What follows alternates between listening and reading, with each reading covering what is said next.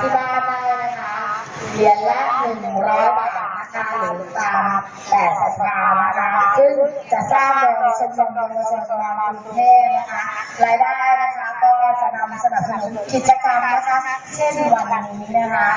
ค่ะสำหรับวันนี้นะคะก็ขอขอบคุณนะคะชุมชนแม่หลายๆชุมชนนะคะที่มาร่วมกันออกบูธนะคะมาร่วมอยู่ในเต็นท์ต่างๆนะคะมาแสดงนิทรรศการนะคะแล้วก็นำนิทรรศการเรียกนิทรรศการมีชีวิตมาแสดงด้วยนะคะที่เห็นตอนนี้นะคะอย่างเช่นมอนบ้านโป่งนะคะวันนี้ก็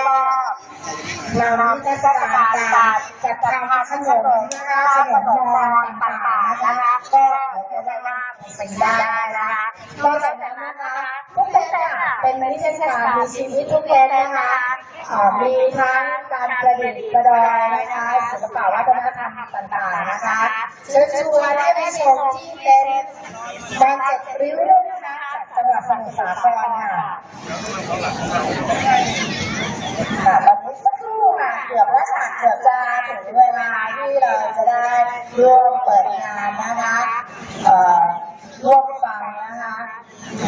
การสดุดีบรรพชนของเรานะคะทั้งภาคภาษามอญและภาคภาษาไทยนะคะสำหรับผู้ที่มีหน้าที่บนเวทีนะคะก็เรียนตัวได้เข้าเวทีได้แล้วนะคะ